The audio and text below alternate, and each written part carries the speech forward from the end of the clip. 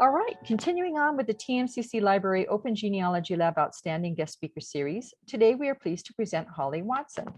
Holly serves as historian for Livingston County, New York, and is a lifelong resident of the county. She attended Monroe Community College in Rochester, New York, and graduated from the University of Vermont in 2010. Watson joined the Livingston County Historian's Office in 2011 as deputy historian and became county historian in 2022. She also served as deputy town historian in Avon, her hometown, from 2012 to 2018.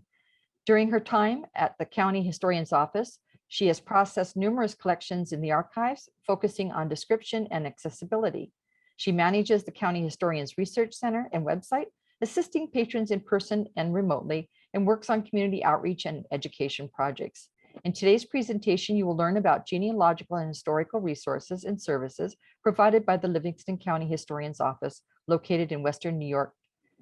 County Historian Holly will discuss the office's holdings for both in-person and virtual research, some favorite resources, and research tips. So I would like to offer a warm virtual welcome to Holly. Thank you so much, Suzanne. Thanks everyone for being here today. From far and wide, I hear. I hope that some of this is relevant to you, even if you're not doing research in Livingston County. I do have some resources that reach outside of my jurisdiction, but there will be some focus on that as this is my expertise. So a little about myself. I actually just became county historian officially yesterday. So I was a little ahead of the game in making this PowerPoint, but I'm transitioning from the role of deputy to county historian, which is a very exciting point in my life. I'm very proud to be here. So yeah, we'll get started. So hopefully everyone can see this okay. Just quickly to orient you, we are in Western New York, technically the edge of the Finger Lakes region, or the Western New York region. We're part of the Genesee Valley. That really should be its own region. The river flows north from Pennsylvania to Lake Ontario, which is one of the few rivers that flows north, apparently, goes straight through our county. It's the home of the Seneca Nation. The Seneca Nation is located in Western New York as well, in Salamanca. And then there are a few other reservations too, the Tonawanda Band of Indians as well. So we have representatives from historian representatives in Western New York from those nations. Our county itself, as it stands today, was created in 1821 from parts of a gigantic Genesee and gigantic Ontario counties. So basically, as settlers moved from the East Coast and New England out through Western New York, that was one of the major pathways to the Midwest and opening westward expansion. And as that happened, governance on the local level became somewhat smaller so that people could actually get to their county seat and do business and have representation nearby and on their local level. So that happened for us in 1821. So we just celebrated our bicentennial year last year. The outgoing county historian was wonderful, and we did a fantastic bicentennial celebration with plenty of events celebrating everything about our county for the past 200 years. The county is comprised of 17 towns, or townships, they might be called in other places. And each of those townships has many hamlets and place names. There are 9 incorporated villages and about 61,000 residents, creeping up towards 62. It's named after Robert Livingston, who helped draft the Declaration of Independence and negotiated the Louisiana Purchase. However, he never, that I know of, set foot in our county in Western New York. It was just in honor of him, since he was an important historical figure at the time the county was named. So about us a little bit, this is our building. We have a small building, the smallest, in fact, on our county campus, but a very sweet one. It's an old home. The campus was, well, long back, it was occupied by the important Seneca figures, and then it was a gentleman farmer's estate. Eventually, in the 1930s, a state tuberculosis hospital was built on this site. And so our building is actually the doctor's home. The superintending doctor lived in this little building as a house with his family, and eventually it became part of Livingston County's campus. So the county the county historian's office dates back to 1933, but it was building on a New York State amendment, or a New York State law, which was amended in 1933. The original law set out in 1919 to establish a historian, a municipal historian in each of the towns, villages, boroughs of New York State, and then eventually counties as well. And this is not unique across the United States, but quite unusual. So it is one of those unfunded mandates. So it's really more of a provision in the state law that provides for a town to create the position of historian, and for the county as well to do that. That focused on World War I records originally, with all the returning soldiers from World War I. State legislatures and legislators realized that those records needed to be collected in some sort of more organized way. And so for New York State, that was the original focus of those town historians. But then, of course, it built out into collecting records about people, places, and events. And for us at the county historian's office, we also focus on some governmental records, the inactive ones that have relevant historical value. So our little office has had a designated office space since 1950, but have been in this current little house that I spoke of since 2004. And I am now proud to say one of the few full-time county historians in New York State. Many counties have a historian, whether or not they're very active. So if you do any research in this area, I try to be extremely prompt, and we have a lot of resources at our disposal, but you will find varying levels of responsiveness and collections accessibility. So we all try to do our best. So here at our office, we have, or I should say, I have several different areas of responsibilities. Those can include research and writing projects. So I'll give you some examples. For instance, this past year, my supervisor and I published a women's biographical review based on the biographical review of leading citizens of our county published in 1895, which maybe had 2 or 3 women featured in it. So ours is 100% women from the past 200 some years who've had an impact on their community locally or even abroad. That was one of our recent projects. There are others in the works. And education and outreach. So even something like this today, public programming, different kinds of media, using platforms for walking tours or for getting primary sources out to students. That's another part of the things that we do. I spend a bunch of time assisting patrons. So either people will call and make an appointment to come in and research in person, or I can provide assistance over the phone and email for people as far away as all of you are in Nevada, many of you.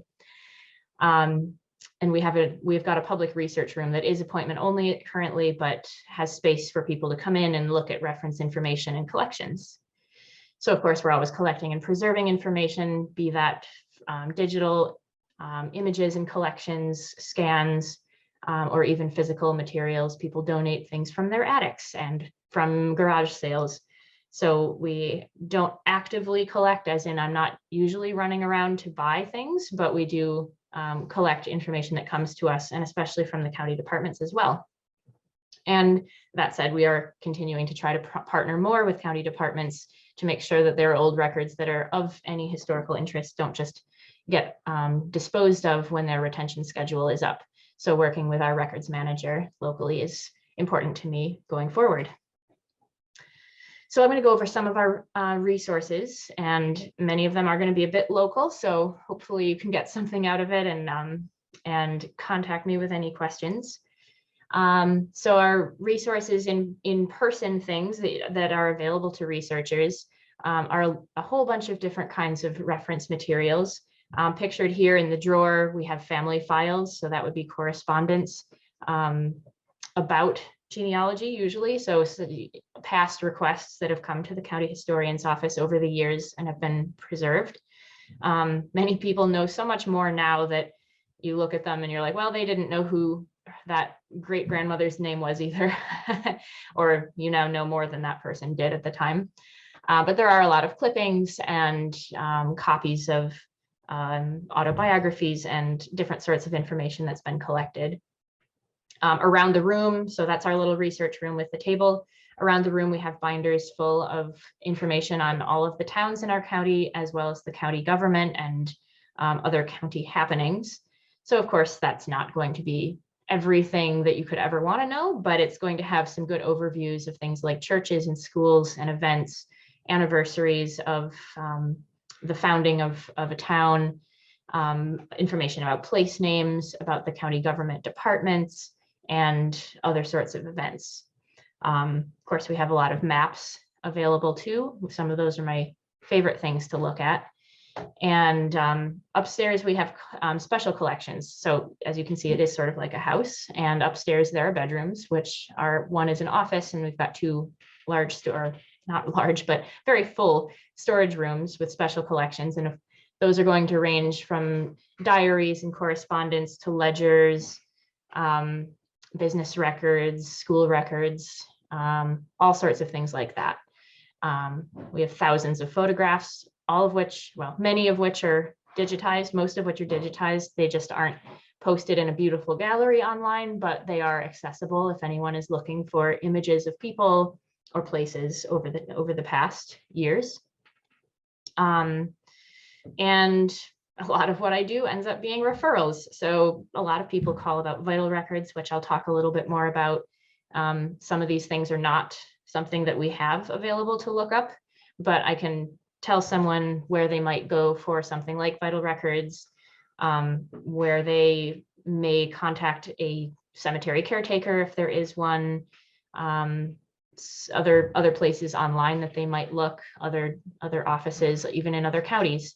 So because our county was split from two counties, mother counties, occasionally the earlier records, such as land records and deeds and wills, those are going to be held by the county, the original mother county. So the eastern part of Livingston was once Ontario. So if something happened before 1821, that some of those legal records will be kept in the mother county. So there's a little bit of hunting around. And if you're not familiar with doing research in New York State, you will know that there is quite a lot of hunting around. Often things are not all in one place whatsoever.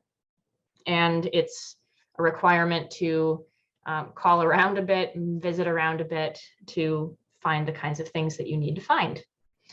So I hope to demystify that just a little bit if you're interested in doing research here. So since many people are not able to travel and it's not convenient anymore and not easy, I am trying to provide as many resources digitally as possible. So that is to say lots of searching, but also the ability to share information, specific references and photographs and that sort of thing with people from afar. So to just hunt around and look for yourself what we have, some of the things that we have available. I'll go through our website briefly to show you what we have on our website. Since I'm not seeing the chat here, and I can put the website link into the chat after the presentation, or Suzanne can. But this is what our website looks like. It's kind of a basic government website. We've got indexes of all sorts of records that we've had our wonderful volunteers and staff index over the years, which are searchable by name for the most part. We have historical overviews about place names and some of our county buildings, the county campus where we work, and the general overview of Livingston County history, which relates to Western New York. We have some digitized items. It's not a beautiful gallery at the moment, which I'm looking to upgrade, but we do have some items linked and visible on our website, such as primary sources, some photographs, other items like that, just to give a sampling of what we have available. There's much, much more if one was to ask. And then I try to put up all kinds of links to other resources that are relevant for either down to the town level, digitized books about a certain community, for instance, and all the way to national or international databases that I have found useful, that have specific collections on it that I like. I should pause here if there are any questions that anybody has so far. I'm speeding through and I don't want to steamroll you. So I'll give you time if you want to jump in with anything. Class, do you have any questions so far? I know I haven't gotten much into it yet, so. Okay, I go have ahead. a question, Suzanne. Okay, go ahead. I jumped on a little late onto the Zoom call, but is Deerfield, Michigan in Livingston County? Good question. It actually probably is, but it would be Livingston County, Michigan, and I am in Livingston County, New York. Oh, Yeah, good call though. There are a Okay. few, I've gotten several calls over the years for Michigan requests because people, actually what I believe happened, people from New York traveled out west during that migration period and named their new county after the one they had been in. So I think the name derives from New York, but I'm not so up on Michigan resources. Okay, thank you very much. You're Sorry. welcome. Yeah, there's also a Livingston, New York, like the town Livingston or Livingston Manor. So that gets confusing as well. So we won't get into names. They're all pretty, they're a little strange. All of our towns seem to have strange pronunciations. Okay, thank you. You're welcome. I'll keep moving if nobody else has questions, but interrupt me at any time. I'll try to remember to take a breath so you can do that. So probably my favorite resource that we are able to provide is an online records database. So what this really is a search engine based on names, first and last names, indexed from all kinds of records that we have. So that can be business ledgers, the census before everyone else did the census. We've got some school records up there. We have a database of veterans from associated with Livingston County. Naturalization records, which I'll talk about in a bit, are indexed in this database.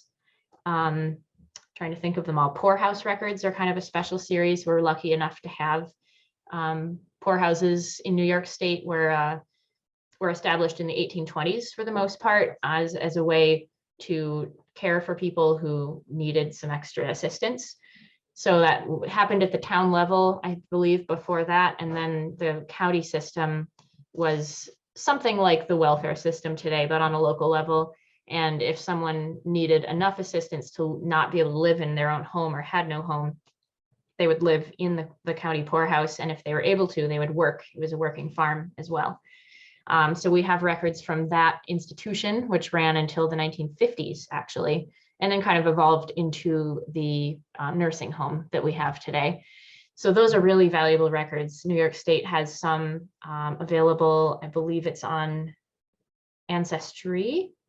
I believe Ancestry New York, you can access it.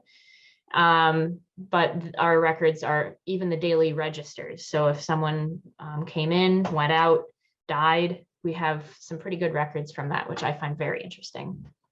So what you're looking at here on the screen, hopefully, is what our new records database is going to look like. I'm not even going to bother showing you exactly what our current one looks like. This one is an overhaul project that I've been doing, hopefully a lot more user-friendly, although it will still be relatively basic and hopefully not too confusing.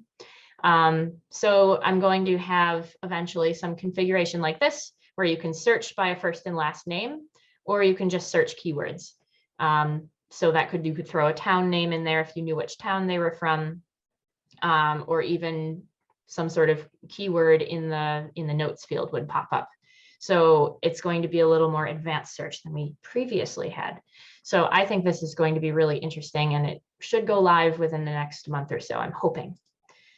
Quick overview. So say if I put V Smith and V little asterisk, so it will return anything beginning with V.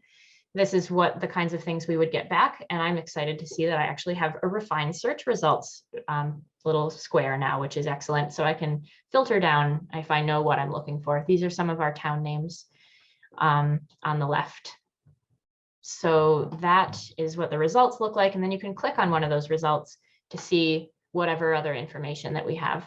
So I'm showing you here the one of my favorite record series, which is the Livingston County Vital Records from 1847 to 49. It's an extremely tiny window, but if you know anything about New York State and vital records, you would probably know that basically no records were kept until the 1880s. The only exception to that is the 1840s, these 2 years where there was some compliance among our towns. And so those are extremely valuable to researchers for births, deaths, and marriages during those couple short years, right before the 1850 census, which if you are somewhat familiar with the census prior to 1850, you're not going to find generally the names of any other people in the household. You'll only see the head of household. So for vital events, especially tracking women before they were married, this kind of thing is really helpful. So this is eventually, pretty soon, what our detail page is going to look like, where you can see what's indexed. So a note about this, I don't have any images attached. We're not quite up to the family search level where you can view the original scanned document, but everything is available to be requested. Sometimes there's more to see. Sometimes everything's been indexed and there really isn't more to see. But that's why I've got on the right, some things may be available. Please contact us to find out what you can view. Also on our website, on the left side panel that is green right now, we have a bunch of finding aids which help describe our special collections. So at this point, I have described over 50 collections of diaries, business records, institution records, personal collections, personal papers, photographs, that kind of thing. Some things are digitized and they're available for research if people ask ahead of time. Sometimes I can also access something from afar with that as well. So some of the series that we have are cemetery records, diaries, military collections. I mentioned some of those. You can see on the right side that you can hop down to the section. So I'm trying to add to that as much as possible. And they do come up in search results on Google. So they're just a PDF right now. It's nothing too fancy. But if you're searching for keywords or a name, I'm hoping that they will pop up for researchers. We have a primary sources page, like I mentioned, which I've thrown a few photographs and documents and directories and that kind of thing up on that page. It's also not too fancy. We're working with a Civic Plus government website here, so I do what I can. And as I get used to my new role, I'm going to be continuing to think about how I might be able to present things a little more appealingly and more thoroughly with metadata and everything. We'll see. But at the moment, this is what we have. And I'm hoping to work with educators a bit more in the future as well. That's an interesting thought, to get primary sources out there for students to work on. So we have a lot of links to other resources too, and I won't go through all of them. There are too many. Again, I have them kind of grouped into sections. So if you're looking for cemetery records or church records or immigration things, you can hopefully find a link that's relevant to Livingston County, Western New York history. Some expands beyond our state, but I'm trying to make it relevant for people who'd be searching on our page. So if I will highlight a few of my favorite things, and I'm sure it's rather basic for some of you who are extremely advanced, and so apologies about that, but I want to go through some that I use often and the ones that I recommend to researchers on a daily basis almost. I mentioned vital records before, and how they really pretty much begin in 1880, except for those few years in the 1840s. So we have the 1840s ones, the whatever original sheets, and they're very, very basic. But for true vital records, it can be hard to know where to find them. They're stored, they're kept at the New York State Department of Health, but they're also kept at the town level. So if you don't know where to find, if you don't know where the person passed away or was born, or where the marriage license was obtained, it's hard to know where to go. And the state takes like a year and a half or 2 years to get back to you about it. So I like this website called Reclaim the Records. So Reclaim the Records is a group that has been lobbying New York State and even suing New York State FOIL requests, I should say, to get access to just the indexes for vital records. So that means you're not going to find those vital records like Michigan has, actually, I think, digitized many of their early vital records for full view, I believe, on Family Search. But this has at least the index. So you can, if you can find the name of the person you're looking for. It gives you the date of birth, death, marriage, and the town where that event occurred and where the document is filed at the town level, and a certificate number usually. So that can be helpful to the person, the registrar you're asking, so they can find the record for you. So if you go to Reclaim the Records, it's a little quick step-by-step. Go to reclaimtherecords.org. They have several states, records from several different states in the country. So you may have some use for this. So you dial down to the geographic area. Each year is a separate PDF on archives.org. So you have to know the year, or hopefully have an idea of which year you're looking for, and then open up that PDF. It'll be alphabetical or soundex, which is still a little bit of a mystery to me sometimes, but there are keys out there online to help you find it. It's semi-alphabetical based on the phonetic sound of the name. So you can find the name in the list. And then if you note the city or town, the date of birth or death or marriage, and certificate number, then you're many steps ahead to requesting the original document. And the original document, of course, would be primarily useful for knowing, most people are searching them for parents' names. So of course, it only begins about 1880. So if someone died in 1830 and you don't know their parents, you're kind of out of luck as far as vital records go in this case, but it can give you some really helpful personal details through genealogy. Be aware New York State does charge a mandatory fee of $25 for a certificate, I believe. So that's why I often suggest people check out something like Reclaim the Records, so that they're not making many requests and having to pay money for lookups. But I do recommend you go to the town level instead of the state level, just because of the turnaround time. In some places, there will be a county registrar. Monroe County near Rochester, New York is one of those. So we have in our office, we can access the naturalizations that happened in our county from about 1821 until about the 1950s. They're considered federal records, but they are under the jurisdiction of our county clerk. And we have them indexed, and many of them are housed in our office. So they can be really helpful for, well, sometimes they're helpful for finding out where your ancestor came from. Many times during the 19th century, they are not very descriptive. They do tell you when the person declared an intention to become a citizen or they became a citizen, but sometimes that happened in a group setting in a courtroom, and only their name is written down, maybe not even the country they came from. So pre-1906, the reason I put this on the slide, before 1906, it's often the former, like not very much information, maybe usually the country. They say, oh, I'm declaring that I am going to be a citizen of the United States, and I renounce all allegiance to Great Britain and Ireland, or to Italy, the king of England, or whatever, wherever they're coming from. So it's wonderful to know, gives you an idea of when they arrived, and of course, where they came from a little bit, but it's not very helpful for other genealogical details. The small caveat is we have a few in the very early years. They took extra time in the 1820s to write down exactly where they came from and how old they were and that kind of thing. But thereafter, for quite some time, they are not as useful. After 1906, it was required, I believe, to file and to keep. We have, for some reason, all of the declarations of intention, the first papers, then the petition for naturalization after a period of residency, and then the final naturalization certificate.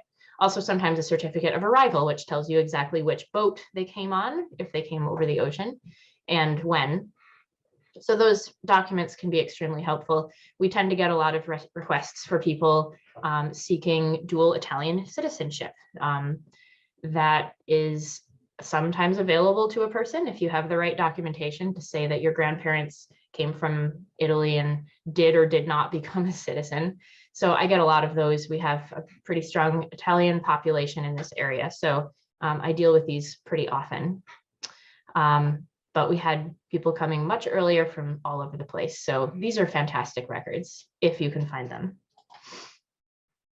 I'm sure all of you are really familiar with the census, but I couldn't not throw it in here. So my favorite place to go for it is Family Search. That's where I usually tell my clients to go, or patrons to go, because it is free rather than Ancestry, where it's a subscription site. So I use it for all the federal and New York State censuses. The only downside is New York State had a few state censuses in 1915 and 1925, which are indexed on Family Search, but the original images are not available. There's a little workaround to get to Ancestry for free. You could also probably go to your local library to view those. They often have Ancestry subscriptions available to patrons. I'm sure, Suzanne, that's probably one of the things that you have for your patrons. Of course, a little reminder here that the 1950 census was just released last month. It currently is not all indexed perfectly. It's been computer read, so it's vaguely searchable at that website, 1950census.archives.gov. So you can also take a hand if you need a little indexing project and you like to read handwriting from the 1950s. You can help to correct and update and improve the computer's reading of that handwriting so that it eventually is fully indexed and much more accurately searchable. My quick tips for searching for the census on Family Search. Many of you probably are pretty familiar with this, so I'll keep it short, but I like to put in a first and last name if I know them. And then to narrow down, sometimes the place doesn't, if you put a very specific place, it doesn't work as well as the state. So I usually go a bit broad. And if there are way too many hits, then I try to narrow it down a bit.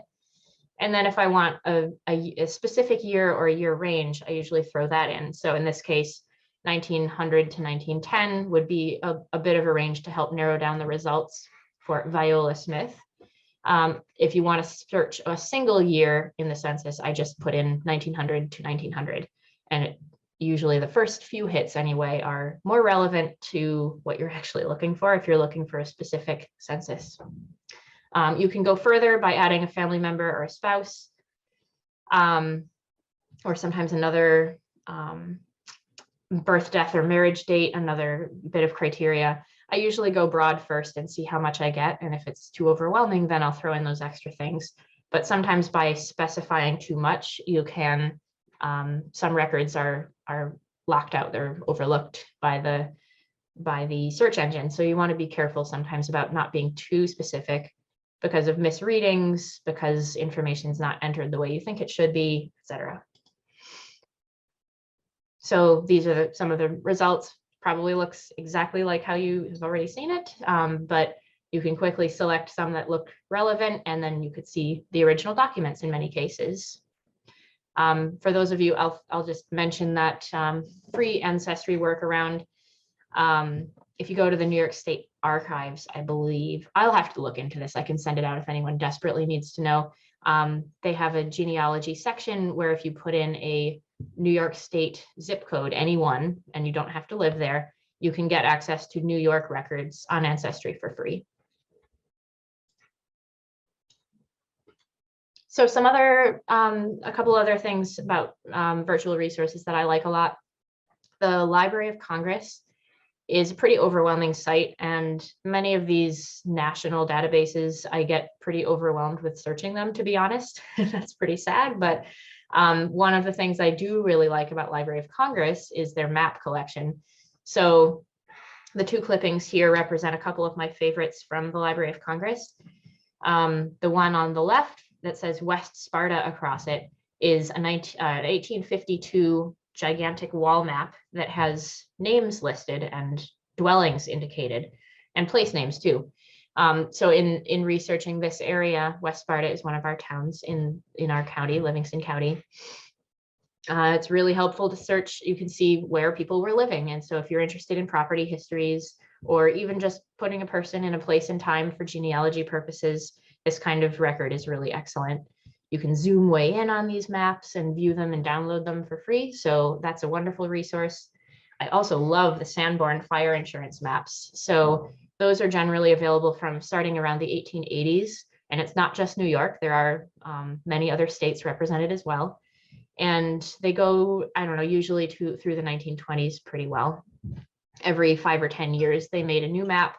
And the purpose being to know which buildings, especially factories and that sort of facility, were more at risk for fire, where the fire hydrants were, what sorts of dwellings and what they were made of were in this town or village.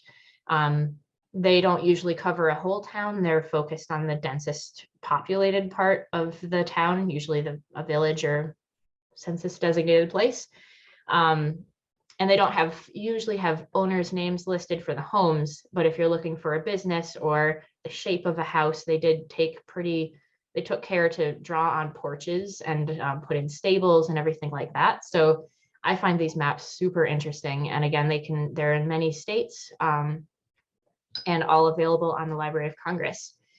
If you look there where it says everything, I don't know if you can see my mouse, but on the Library of Congress picture, the little search bar has a drop down for everything. You can search just maps if you wish, and then put in a geographic area and see what comes up. They have a good filter system on the left side, so you can choose the year span for the maps, other geographic locations, authors, I think, etc. So I do love the Library of Congress for this and many other resources as well. So newspapers are kind of my friend. I do use newspapers a great deal because especially in the past, people published everything in the newspaper. So, you know, all those little whereabouts notices can be extremely helpful for figuring out when a person was in an area where they might have been living. Obituaries, of course, are so valuable. So here are 2 free sites for generally New York State resources. So the first one, New York State Historic Newspapers.org, the bottom picture there, or on the left. I find it a little tricky to search, and it doesn't have a ton of newspapers, but the ones that are there are nicely digitized, and you can browse the newspapers pretty easily. So I almost always put everything in quotation marks to search because it searches just those words or that phrase instead of every Viola and every Smith that you could ever want. This one has a nice year span setting, so you can search as I have just some years. It goes back to the 1700s or whatever, even though our papers only go back to 1824.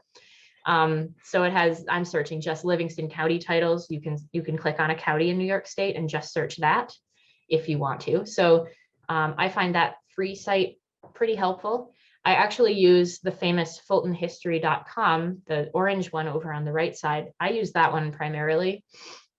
It's pretty much the wackiest site I've ever used for searching newspapers, but once you get a little bit used to it, I do pull up a lot of information there. So my major tips for this one, definitely put a search term of more than two or more words in quotation marks. So in my examples clipping here, I put Viola Smith in quotation marks because I don't want every Viola and every Smith because that's way too many. So I put that, so I just get only Viola Smith. And then I put one of our town names, Livonia, because I know she lives there or something.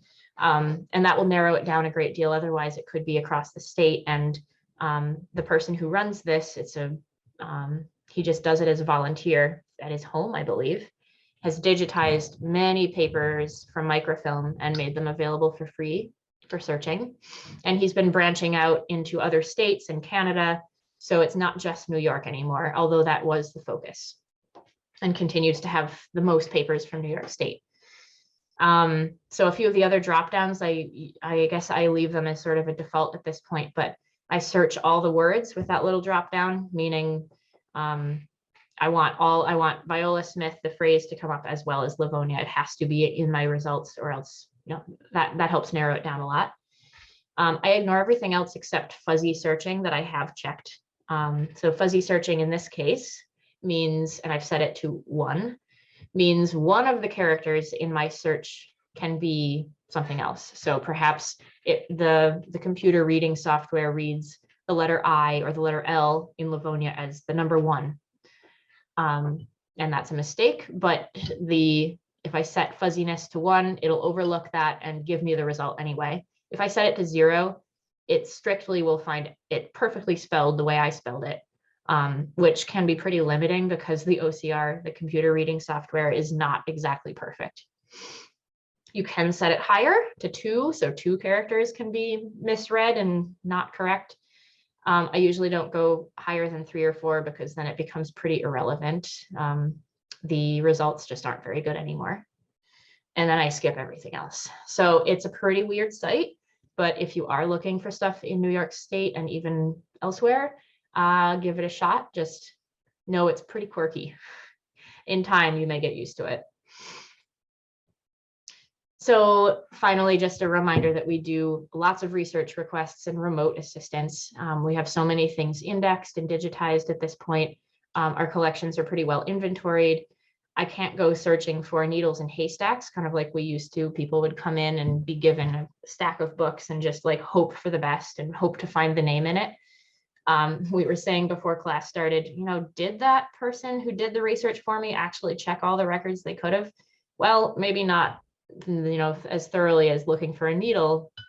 But at this point, we have so many things indexed that a general genealogy search will turn up the most relevant things that we have indexed at this point, and will provide someone a pretty good idea of what we have available in our office.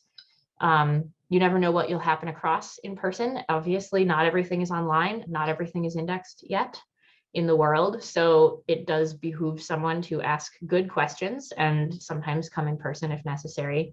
I guess I'll go back to the good questions though. You probably know at this point that a request for give me everything on John Smith doesn't always go very far. It's really helpful to someone like myself who's happy to do some lookups for people, within, a reasonable kind of lookup, to know like, oh, what I'm really looking for, not just everything on John Smith, but I'm really looking for if he is related to Richard Smith, his son. I think it's his son. Then that gives me a better idea of what sorts of records might be useful. I might say, I think I'm going to look up wills for you, because if we can find one that mentions the child, that'll help establish the connection. So the more specific the question, the better. Obviously, sometimes we do want everything on somebody, but just, the wording is very helpful to a historian who's helping you look up stuff, especially from afar, to help like click in their brain. What kind of record will be helpful here? Do you want to know where they lived? Do you want to know the relationship? Do you want to know when they were born? That kind of thing can be really helpful. So there are plenty of other records series that I could probably talk about. I mean, we didn't talk about really church records at all, that kind of thing. But I wanted to leave a bunch of time to address any of your own research questions. They don't necessarily have to be from New York State or even really related to New York State. If they're just general, like I'm trying to find this kind of information, can't promise that I can answer all of those, but I'm happy to try to give pointers from my experience. And I know you do workshop a little bit at the end of your class anyway, so if it moves into that, that works for me too. But that's an overview of what we can provide at the Livingston County Historian's Office. And I just love working with people, and I'm always pleased when we can even find a little tidbit. So I know how interesting this kind of work can be, and yeah, happy to help if I can.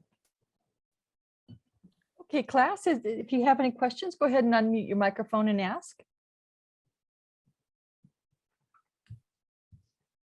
And Holly, while I'm waiting for anyone to pipe in with a question, as a librarian, I'm always interested when I speak to historians. How did you obtain your collections? Mainly, it's been a few different ways throughout the years. So in the early days, I think there were more purchases made, especially of published histories for even New York State or subjects or local histories. There were purchases made. Sometimes there are collections that are purchased if they are deemed kind of historically significant enough. But for the most part, I would say that our collections have come to us through donation.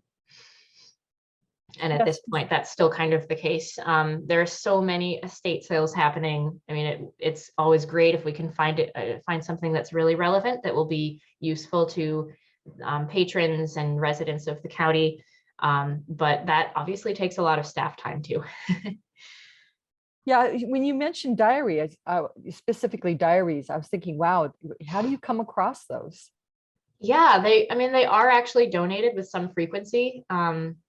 We got a couple boxes of them actually from a town historian who wasn't able to house them well. So they relate to one of our towns here in the county from the 1950s, which is pretty interesting. Well, I have yet to really dive into those. But a lot of older farm diaries have come to us. We have a few digital ones. So somebody kept the original, but sent us a digital copy, which really for our purposes, we don't need the artifact. We're just interested in the information contained in the item. So yeah, people come across I mean, we all love history so much, right? And we would never part with all of our family gems of correspondence and diaries probably, but there are a lot of people who can't keep it or don't have children or at all, or have children who are not interested, no relatives interested in continuing to be the family caretaker of the archives, and they want to find a good home for it. And so we hope that they consider our office because we do have the resources to preserve the information in the items, if not the items themselves. Great. Okay. Now you mentioned that a lot of times you refer people out. I kind of wanted to remind the class of how valuable it is to have a local contact in the community of which you're researching, like a county historian or the local genealogical society or whatever the case may be, because not everything, as we all know, is online. So having that local contact who might, who has hands on the ground, feet on the ground, knows who's there in the community, especially small communities. So I mean, I just can't, stress the value of what you said about how important it is to have a local contact where in the area where you're researching. Yes, very good point. And we try to be kind of that clearinghouse. I know everyone tries to be a clearinghouse these days, so that almost makes things more fragmented. But for this area, we do pride ourselves in being able to either help someone at least a little bit or have some good connections. And I'm always trying to build those connections too, if it's to another department, another historical entity, our town clerks, all of those people. Great. Now, you were talking about doing some outreach. Have you thought about outreaching to the Boy Scouts and Girl Scouts? Because they do have a heritage badge, a family heritage badge that they have to earn. I haven't thought about that yet. I mean, I've been deputy historian for a while, but that hasn't been on my plate per se. So that's a really excellent suggestion. I know that around here, especially Eagle Scouts have done numerous projects, usually with a cemetery. So cleaning up a cemetery, doing a survey, they build benches and keep historic sites more accessible and looking good. So that's definitely a nice suggestion. Thanks for mentioning that. Yeah, our local Eagle Scouts is active with our local historic cemetery as well as one of their projects. So in fact, I was just out there last weekend and the Eagle Scouts were out there. So oh, good. Yeah. Cemetery also, surveys can be done at any point. It's a good snapshot. Oh, absolutely. And also I wanted to suggest to you for your outreach is all your local Daughters of American Revolution, Sons of American Revolution chapters, because they're always interested in preservation, yes, preservation projects. And also learning about, where their local resources are. A lot of the DAR and SAR meetings, they have guest speakers and they're always interested in county historians reaching out to them. So yes, that's a great suggestion. I know that one local chapter of the DAR is again doing a cemetery survey. We were able to provide our earliest survey, which was done in the 1940s, which doesn't seem like that long ago, but it is quite a long time ago as far as gravestones go. So it captured some information on stones that have now worn away or fallen over and broken. In fact, quick anecdote, I got into history originally when I was a teenager. I was doing a lot of research on our family property. I wondered how old the house was, who had lived there before, and that kind of thing. It grew into quite a large property research project. And I had identified the person I thought had built our house around the 1830s here in Livingston County, and was looking for his gravestone, and I couldn't find it in the cemetery. But this old cemetery survey that we had I could find the two people buried on either side of him or recorded on either side of him. Probably the person went down the rows of the gravestones. And so I found those two stones, and I looked in between, and just under the surface of the grass, his stone had fallen over and was pretty much broken and illegible, but I could tell it was his. So yeah, the cemetery survey snapshot from the 1940s is extremely helpful because a lot has changed. So even if we do them every 10 years, you're capturing new burials and preserving information for ones that are starting to wear away or break. Absolutely. I couldn't agree more. In fact, I was out at the cemetery where my mom is buried, and a couple years ago, and their local historical society was doing a walkthrough recording all the graves. So yeah, you're perfect. right. Doing it every 10 years or so is a very, very good thing to do. Yeah, definitely. Now you did mention Ancestry. Unfortunately, our school does not have ancestry.com.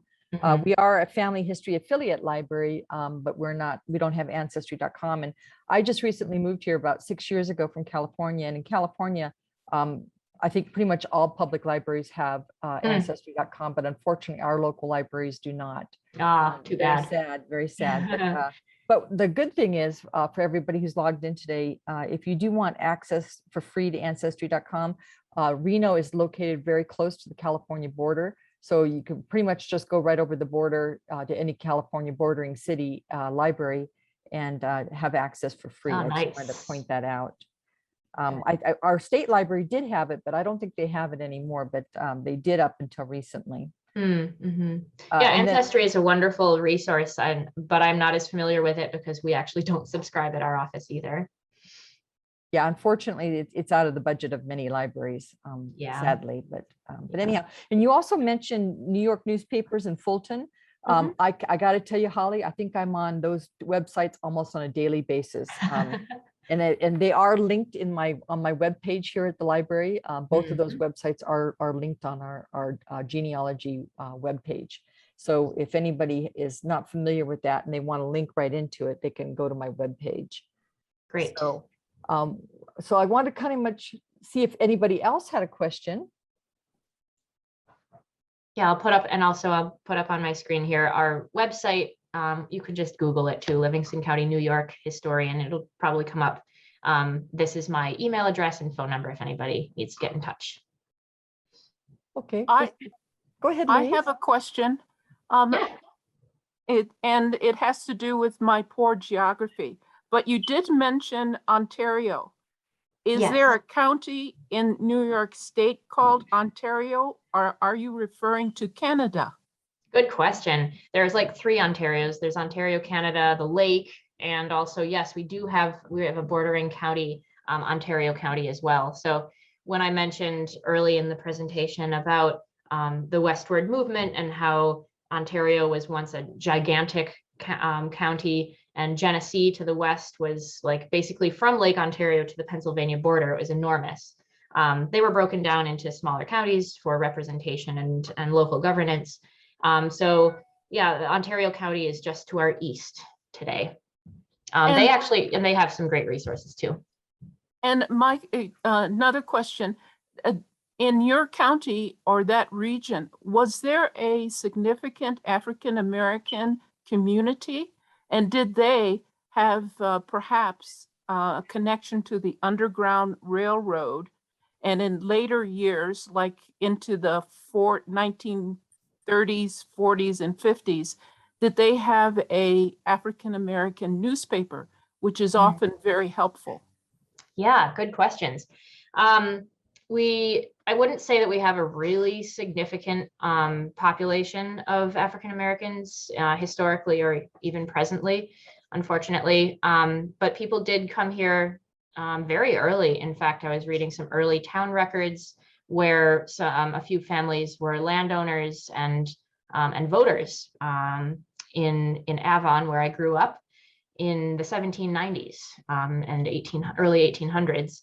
So there have been pockets of populations, a couple of our northern towns, especially after the Civil War. Some family groups and friends moved from Culpeper, Virginia, specifically. A lot of them did come from there.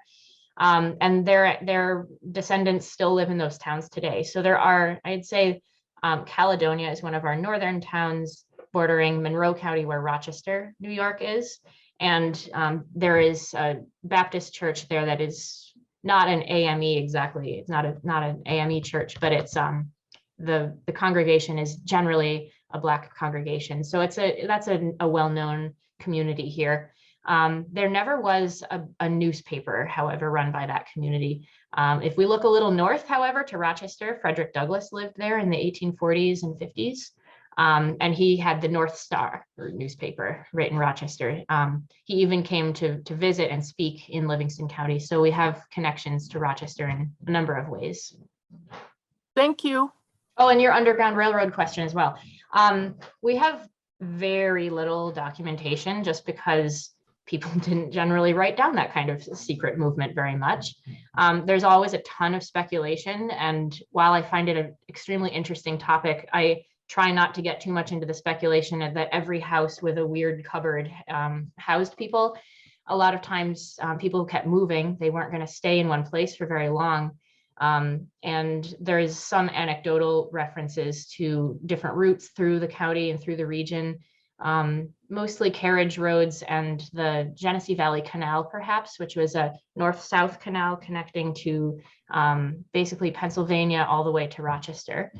And that was a thoroughfare, perhaps, but there's just not a lot of definitive information, unfortunately, though people pass through this area, yes.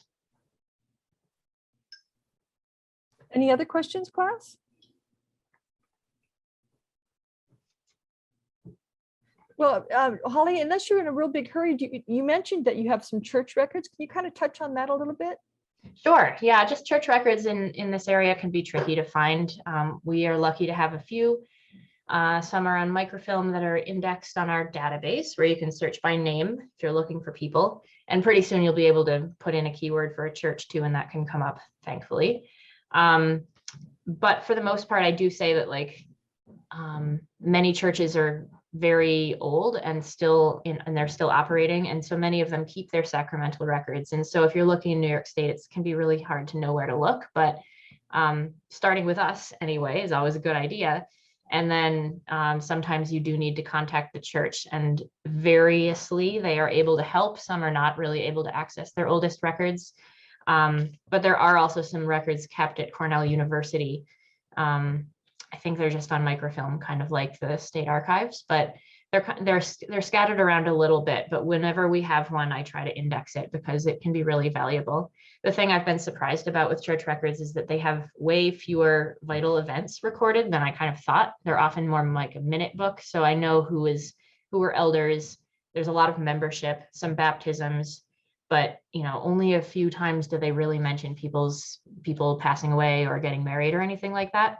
So that can be kind of a disappointment because they can be really rich with information, but sometimes you just can't find what you want, which is too bad. Okay. That's not particularly helpful, but if you're looking for anything specific, I'm happy to help. Okay. All right, so I'll give the class just a few more moments.